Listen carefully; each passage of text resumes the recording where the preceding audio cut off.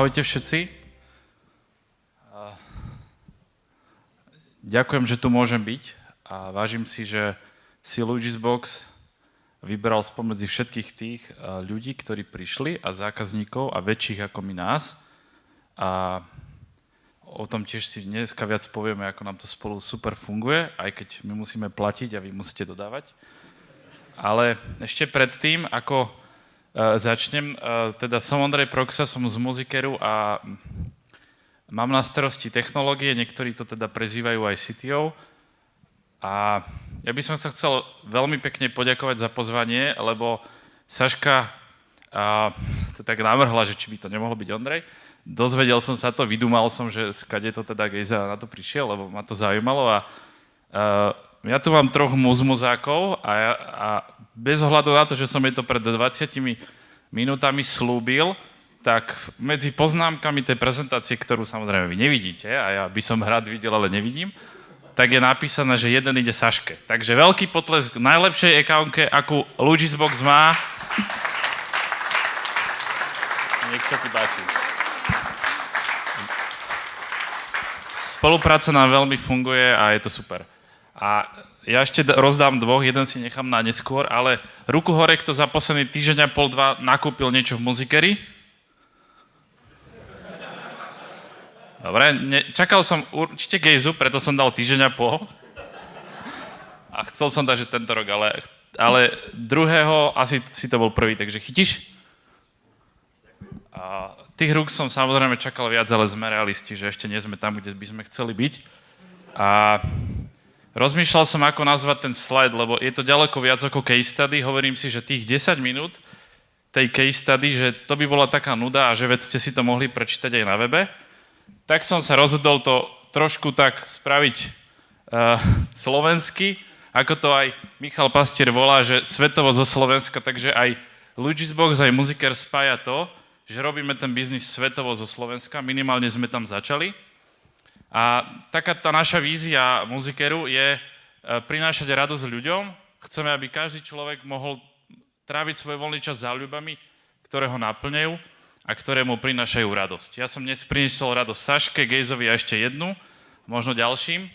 A my už máme 25 rokov, aj keď dlho sme boli odborník na hudobné nástroje, tak je mi cťou a som hrdý na to, že môžem byť súčasťou tohto príbehu, kedy som už zažil to preorientovanie sa z hudby do viacerých segmentov.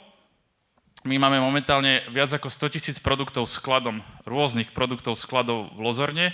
Šipujeme to teda z Bratislavy do 31 krajín, sme na 28 domenách a momentálne už aj vďaka Logisboxu rekomendujeme a searchujeme v 21 jazykoch. Minulý rok sme pridali plus 5 nových jazykov, takže áno, čo nový jazyk, to nové unity do rozpočtu, ale je to proste tak. A teda, ako som spomínal, chceme šíriť radosť pomocou toho, že Muziker má byť odborník a pomocník na trávenie voľného času, takže máme 10 rôznych segmentov od hudobných nástrojov až po rybárstvo, vodné športy, turistiku až po nejaké malovanie podľa čísiel. Obratovo sme minulý rok skončili na 85 miliónoch, máme 11 predajní, z toho 4 v Čechách, 7 na Slovensku, 300 plus zamestnancov, približne 40, teda zodpoveda technickým veciam v mojom dev oddelení. Len taký príklad toho, a nechcem vás tu veľmi zahlcovať tým, že ako sme možno rástli a kde bol Muziker roku 2013, takže Česko, Slovensko, Maďarsko, taký malinký e-shopík s 5 miliónmi obratu do 20 zamestnancov, ktorý bol jasný cieľ byť topka v strednej Európe v hudbe a vtedy sa začínali také nejaké prvé technické upgrady a vôbec prvý nejaký taký technický základ. Vtedy prišiel do života Muzikeru SAP, nikdy neodišiel. V 2018 už je to 25 krajín, 35 miliónov obrat, rástli sme 20 až 30% ročne, 50 zamestnancov, vtedy sa zmenil ten cieľ a stratégia byť top hráč v Európe v multisegmente a teda pomáhať ľuďom tráviť ten voľný čas a začali sme pridávať nové segmenty a prišlo vtedy to rozhodnutie vymeniť platformu za vlastné riešenia. Na scénu teda sme prišli aj my. Momentálne náš dev team vyzerá nejako takto. opäť len pre ilustráciu a pre pochopenie naša core platforma, ktorá zabezpečuje e-shop a nejaké už také aj zásadné časti ERP, to je v Ruby on Rails 12 ľudí, potom máme produkt, ktorý sa zameriava a hájí ten pohľad zákazníka, botov, meraní, čiže UX, SEO, merania, frontendové testovanie, potom máme nejaké krabičky na generovanie feedov a rôzne ďalšie mikroservisy v Pythone. Dáta budujeme v dátovom sklade a rôzne dátové analytiky s ďalším tímom, no a samozrejme o počítače, siete, servery sa treba starať, takže na to máme ďalší tím. A ešte chcem spomenúť, že máme vlastný implementačný tím jednej platformy, ktorá sa volá Flovis. Tu vám krátko dneska predstavím, veľmi krátko, a máme vlastný tím na to, aby nám pomáhal digitalizovať niektoré procesy. V technickom stacku sme na tej core platforme v Ruby on Rails a reaktívnosť púšťame pomocou Stimulusu. Na tých mikroservisiach viac sme vlastne prišli s Pythonom, tam bol cieľ diverzifikovať to riziko, že Ruby on Rails developerov nie je až tak veľa, tak aby sme všetko nemali postavené na Ruby, tak nech tam pridáme nejaký Python. V tej dobe, keď sme začínali, bolo Ruby sexy, fitka bola fitkou a tak ďalej. Dnes už to tak nie je a preto sme museli aj my trošku to riziko znižovať. Databáze PostgreSQL, ClickHouse, máme aj nové SQL databázy Redis, Elasticsearch, na frontende nejaký Vue.js, nepoužívame Bootstrap, máme vlastný dizajnový systém a Docker. Zopár takých čísiel z podpalubia. Tá naša core platforma dnes oslavuje 5 rokov od Go Life v Slovinsku. Je to také náhodné, ale vyšlo to tak, že takto pred 5 rokmi sme vlastne preklapali všetko a vtedy sa vlastne začali diať prvé detské choroby tej platformy.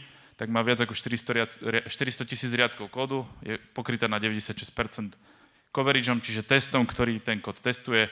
V našom DVH máme viac ako 10 miliard riadkov, týždenne meníme nejakých 8 miliard cien, requestov na e-shop príde cez 14 miliónov, pričom v sezóne to bolo tak 25 miliónov, bežíme na nejakých 80 plus virtuálov aj s testovacími prostrediami, takých 200 vygenerovaných feedov denne a zo pár tiketov týždenne aj v produkcii. A teraz by som chcela dôležitý disclaimer.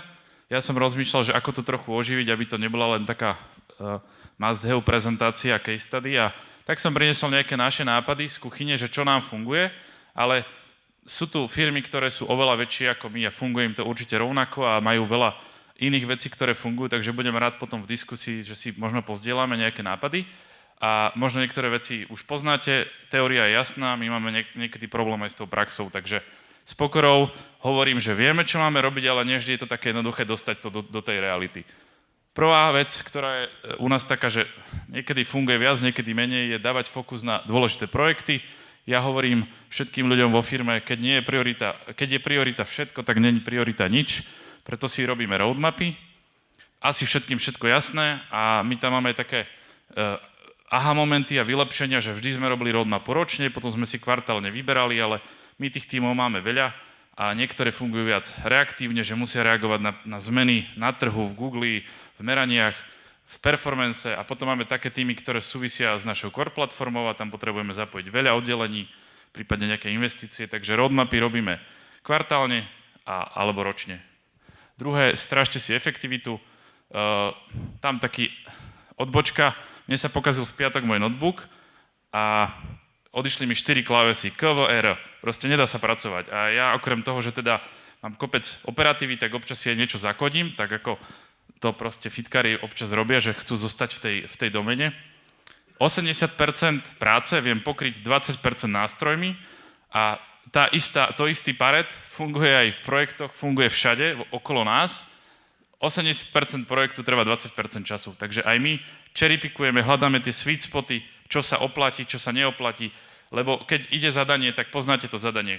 Ja chcem toto, toto by bolo dobre, toto by bolo dobre, keď to dáte developerovi, tak on sa snaží splniť do poslednej bodky všetko, ale potom zistíme, že vyvíja nejaký button na nejaký import, ktorý sa robí raz ročne a ušetrí 0,1 € za rok a nemá zmysel a strvá možno 80% času. Druhý podobný koncept určite poznáte, minimum valuable product. Nie vždy potrebujeme auta, ale musíme vedieť, že z tých bicyklov raz vzniknú auta.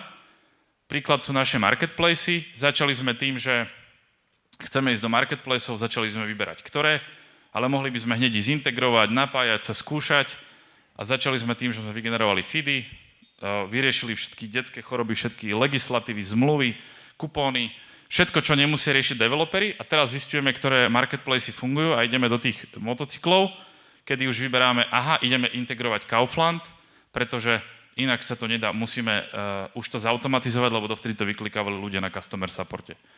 Tretie, neustále vylepšujte. Náš bývalý CEO povedal, že najlepšie ROI je opraviť si bugy. A my sme preto s takým mindsetom začali veľa logovať, veľa sme začali zbierať dáta na to, aby sme nad tým postavili nejaké reportingy, alertingy a neuveríte, koľko veľa chýb to nájde a koľko na veľa chýb vám ten alerting a reporting akože vás upozorní a nemusíte to robiť vy nejakým spôsobom reaktívne, že si všimnete, že vám nefunguje recommender, ale ponovom vám alerty povedia, tu je nejaký problém. Štvorka je, a tuto by som chcel opäť zdôrazniť, že tuto je krásna teória. My všetko vieme, čo máme robiť.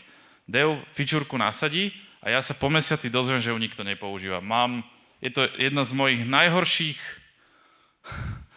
traum, ktoré viem, keď sa fičúra od devu nepoužíva, lebo my vieme, že ten ownership by sme mali robiť, aj sa o to snažíme, ale máme s tým veľký problém.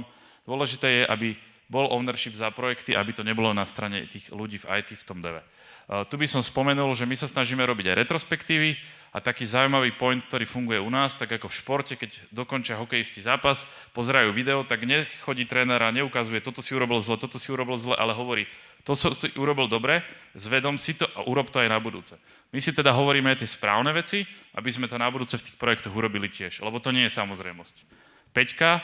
Starajte sa o ľudí, pre nás sú dobré vzťahy to, čo nás ženie vpred a dlhodobá spokojnosť ľudí je to podstatné.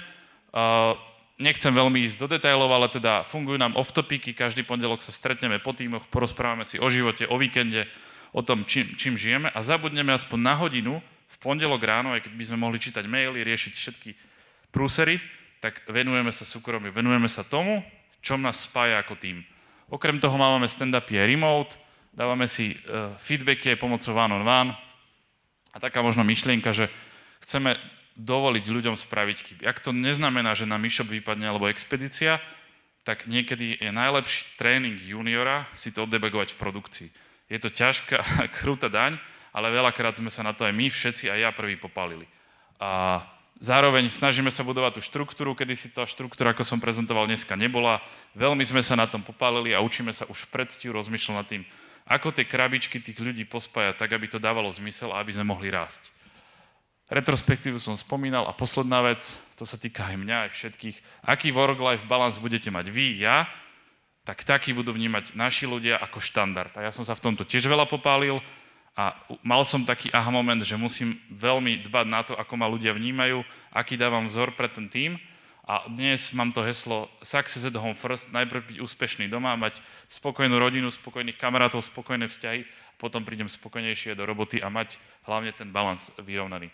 A predposledné, chceme koncentrovať talenty, vychovávame si lídrov, máme aj vlastnú leadership akadémiu a na tú potrebu tých Ruby on Rails developerov pred tých pár rokov, čo som spomínal, tak sme si vymysleli Ruby akadémiu, až máme školiteľa, ktorý vychová Railsakov a už s tým nemáme problém. 7. Toto je reálne, že moja misia, vízia, musíme budovať dlhodobo udržateľné systémy, musíme vybrať správne technológie, vedieť si to pokrývať testami, musíme to dokumentovať, robíme si code reviews, peer reviews, čohokoľvek, nie len kódu. A prechádzame postupne na mikroservisu, tu sme trošku tú dobu zaspali. Maintenance, upgrade, refactoring asi nemusím hovoriť. A posledné, a to teraz sa pozerám aj aspoň na Tomáša, niekde na Miša, vy ste ma to naučili, ale vývoj softveru je veda, treba to robiť poriadne. Pomaličky ideme ďalej. Kľúčoví dodávateľia sú tí, s ktorými máte chodiť na pivo, alebo vás pozvú na takúto konferenciu, alebo im dáte mozmozáka, pretože tie dobré vzťahy vytvárajú nadštandardnú spoluprácu a je to biznis partnerstvo. Ja si to preto vážim, že tu môžem byť. A okrem takého výborného, skvelého partnera, ako je Luigis, ešte máme jedného.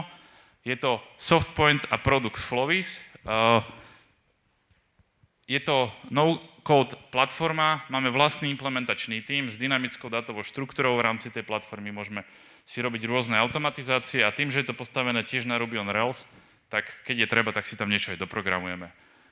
Príklad len pre ilustráciu toho, aké to je široké a dobré. Máme na tom postavený HR proces, schvaľujeme si prístupy, bežia nám na tom celý interný proces reklamácií. Nie len to, že zákazník zadá reklamáciu, ale čo sa s ňou deje ďalej, že to potrebujeme vykomunikovať so skladom, že to potrebujeme vykomunikovať s externým kuriérom, s čímkoľvek. Ďalšia krabička je vlastný tracking, to znamená to, čo už je na trhu ako produkt, sme začali my kedysi robiť dávnejšie vďaka tejto platforme. Sťahujeme dáta od prepravcov a následne my sme informovaní a tie dáta máme a vieme reagovať jednak na thank you page alebo aj v rámci nejakých notifikácií. A párujeme si cez to bankové výpisy predtým, ako ich vložíme do ERP. No a tu by som spomenul ešte takú vlajkovú loď a bestseller tej platformy, a to je spracovanie, schvaľovanie faktúr OCR, ktoré my by sme chceli u nás, ale som už spomínal to slovo na 3 písmena SAP, takže toto je tá ľahšia časť toho celého projektu a ešte tu nás čakajú nejaké ďalšie a ten posledný by som zvýraznil. Core business muzikeru tým, že sme reseller, je správne nakúpiť a ešte lepšie predať. Tak vďaka správnemu nákupu a efektivite v tejto oblasti automatizujeme nakupovanie a reálne tento Flowbiz nám pomáha na to, aby sme zefektívnili chybovosť, znížili ju a aby sme reálne vyklikávali cez tento nástroj objednávky do B2B. Máme cez 300 dodávateľov, chceme to robiť denne, nechceme sa spoliehať na to, že keď ochorie nákupcovi doma dieťa, tak musí utekať a už nenakúpi, systém to nakúpi za neho a zároveň veľakrát to efektívňuje čas, lebo on keď to prepisuje v niektorých tých starých B2B nástrojoch, trvá to veľmi dlho. Konečne prechádzam k podstate a dúfam, že už keď nebudem sedieť na panelovke, tak viete prečo. A my si tú spoluprácu veľmi vážime a užívame.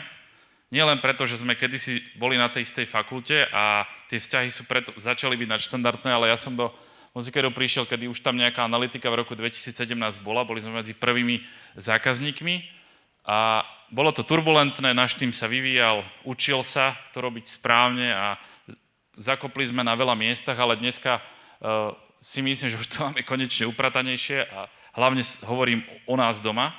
Takže od 2019. autocomplete, od 20. implementáciu v Searchu, 22 sme nasadili recommender na produkty a medzikošík a 23 sme to dostali aj na homepage a na nejaké landing page. Krátko by som povedal integrácia, o tej komplexnosti tej integrácie. My máme 21 jazykových mutácií, čo znamená 21 Logisbox účtov, čím celú tú integráciu komplikuje aj plus máme viac ako 160 000 produktov, ktoré chceme predávať, respektíve sú dostupné na webe. A máme napríklad Nemecko a Rakúsko v jednom jazykovom modeli, ale zároveň v iných cenách a inej dostupnosti, či sa ten produkt v tej krajine môže predávať. Takže my musíme do všetkých 21 účtov tlačiť všetky ceny pre všetky ceníky. Pretože okrem Nemecka a Rakúska môže si zákazník na Slovensku otvoriť web v nemčine a chce si tiež vidieť slovenské ceny a nie nemecké. A pôvodne sme to celé mali cez feedy, bol to veľký pain, jeden feed mal 2,61 giga, generovali sme to 4 až 6 krát za deň a ten delay bol, predelte si 24, a viete, aký veľký delay je to na stránke a je to problém. Takže sme postupne prešli od feedu k API a frontendovo máme vlastný JavaScript na autocomplete, používame frontend na search, aj keď dnes, keby sa rozhodujeme, tak si to už urobíme backendovo. Nie je za tým nejaký že zásadný problém, že by to ľudí mal zle. Skôr je to o tom, že my máme veľa customizácií, veľa labelíkov a veľa všeličoho, čo na ten detail produktu, teda na ten listing chceme dať. A keďže chceme listing a search mať rovnaký, aby zákazník nepocítil rozdiel, tak potrebujeme všetky tie dáta, ktoré sú tam navyše a nesúvisia s modelom a vôbec to ľudí nepotrebuje na nejaké svoje trénovanie, tak ich musíme trepať cez celý svet na to, aby sa to tam dostalo. Proste od nás z backendu do ich backendu, z ich backendu do nášho frontendu, proste pain. Takže pri recommenderi sme si povedali, poučení touto históriou, že to už nespravíme a že keby dneska máme pár hodín navyše, čo nemáme, tak zrefakturujeme aj ten frontend. Zopár čísiel. Posledná veta, berte to ako pozdrav od Damiana. Denne aktualizujeme 160 000 produktov, 6 000 značiek, 2700 kategórií. Priemerne denne spravíme 90 000 API volaní, lebo sú tam beče. Zmeníme v nich viac ako 13 miliónov produktov v Logisbox v všetkých účtoch a ten delay od zmeny našom ERP cez rebit do krabičky pre komunikáciu s Logisom býva od 2,75 po 3,5 minúty. Furt lepšie ako 6 hodín. Okrem teda integrácií a okrem toho, že teda sme mali search a že sme mali autocomplete, sme už tak od 22 cítili, že by bolo dobre využiť ďalšiu feature, keď už ten Logisbox máme. Aj keď ponuka na rôzne iné recommendery chodí stále od nejakých kadejakých firiem a ja im všetkým hovorím, ja som spokojný s Logisboxom, ja ho vymieňať nechcem. Ale sú salesáci a salesáci a my teda pokračujeme stále v našom recommenderi a učíme sa ho robiť lepšie a hlavne na našej strane. Tá motivácia bola taká, že sme v tom 2019 nejaký jednoduchý kolaboratívny filtering spravili, to znamená ostatní nakúpili tiež, vôbec nezohľadňujúc zákazníka, ktorý sa na ten produkt pozerá. Čisto sme to spravili na základe obchodných dát. Keď som na produkte X a ten sa veľa predával s týmito všetkými, tak to tam zobrazíme. Nefungovalo to dobre pre nové produkty, nefungovalo to dobre na rôzne kategórie, tak sme si povedali, že chceme personalizovať lepšie, cieliť presnejšie. Logisbox má na to krabičku, poďme to vyskúšať. A hlavne, a to bude aj otázka v panelovke, nemáme kapacitu si to robiť interne, odpoveď si už nechám na panelovku, prečo si to nerobíme interne.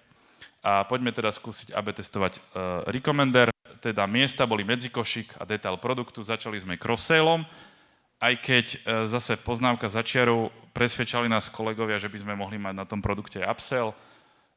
Áno, niekde to dáva zmysel. Výsledky toho AB testingu, takže na detaile produktu počet kliknutí do recommendera bol vyšší o 150%, počet používateľov klikli do recommendera o 120% vyšší a konverzie boli o 110% vyššie. Toto hovorí aj o tom, že náš bol veľmi zlý, áno, ale zároveň váš nám zarába.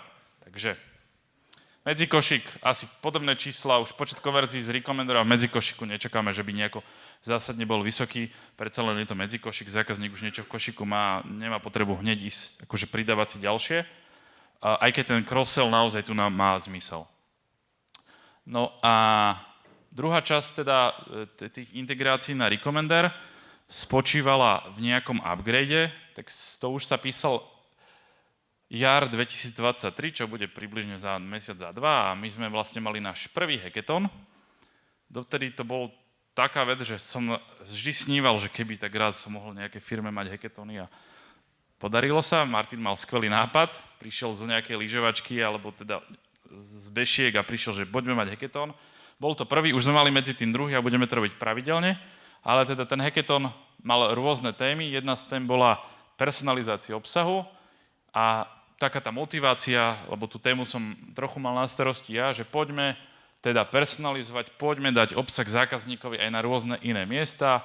My máme modulárny systém, ten náš e-shop sa dá vyskladávať z rôznych widgetov a teda nemusia to všetko programovať developeri, programátori chystajú widgety a product content špecialisti si zapínajú widgety, kde chcú, ako potrebujú a tým pádom poďme urobiť nástroj, aby tie widgety a tie veci mohli teda používať aj ľudia mimo devu, kľudne biznisáci, ľudia, ktorí vedia, čo chcú.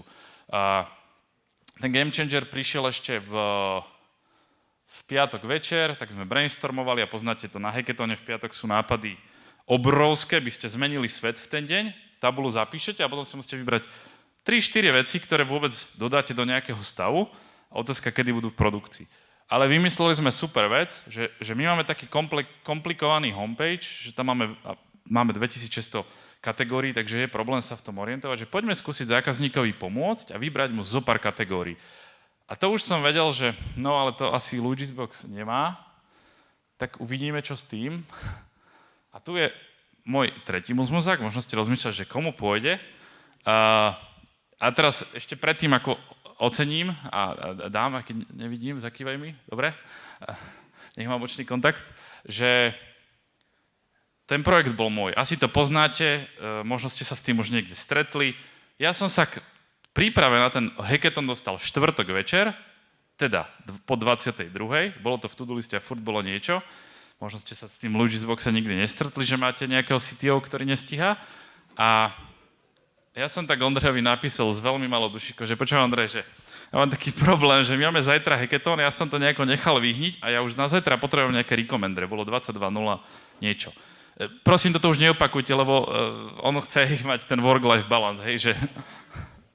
A on mi do rána pripravil recommendre, tie pôvodné, ktoré sme chceli na pôvodný nápad, že majme na homepage produkty.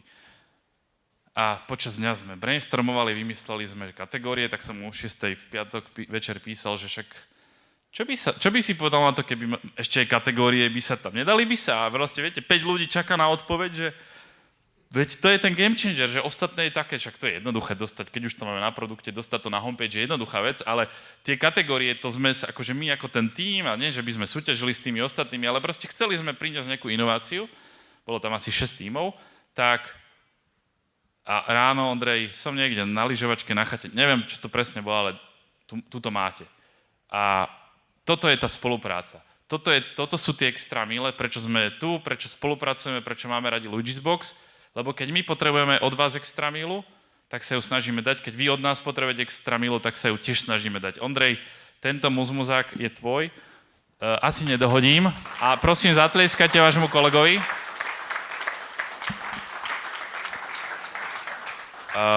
Lebo nebyť tých rekos, tak my nemáme čo prezentovať. A teraz prichádza tá ťažšia časť, dokončíte hackathon, poznáte to na hackathon. Hackathon znesie všetko, kódy, špagety, také kódy. A potom príde tá otázka v pondelok ráno, kedy tí developeri ostatní, ktorí sa nezúčastnia hackathonu, majú ísť robiť svoju robotu, že no ale to není pokryté testami, to treba zrefaktorovať, to takto do produkcie nepôjde. A nešlo. Čakali sme 2-3 týždne, kým sa to dostane na radu v tom normálnom svete, keď už sme vypli z hackathonu, ale teda bolo to v produkcii asi do mesiaca a podarilo sa. Toto je homepage, vyberáme pre teba kategórie, ktoré tam predtým neboli a vyberáme produkty pre mňa. Rovnako podobná vec, podarilo sa nám teda filtrovať len medzi rozbalenými, tam je trošku iný ten typ rekomenderu, ale teda máme veľa tovaru, ktorý zákazníci vracia, alebo teda nejaké množstvo a my ho nevyhadzujeme, ale vraciame ho do predaja ako rozbalené. A teda máme sekciu rozbalené a tam je nejakých 3000 produktov, alebo 2000 a chceme zákazníkovi rýchlo poradiť niečo, čo vlastne vieme, že chce. Z kolobežky na bicykel treba ísť, lebo nestačí kolobežka. Opäť prihováram sa k Ondrejovi, budeme potrebovať tvoju pomoc, pretože sme prišli na to, že kolobežka nestačí. My sme to ako krásny widget dali na thank you page a nedávno sa nás pýtajú kolegovia, hej, kámo, ale však to rekomenduje to, čo som si kúpil. A ja, že no však to je iba widget z homepageu, čo čakáš od toho iné? Takže potrebujeme tam dostať asi nejaké iné odporúčanie, možno príslušenstvo k existujúcemu nákupu, to by bolo úplne že skvelé. Verím, že také len niekde zapneme a bude.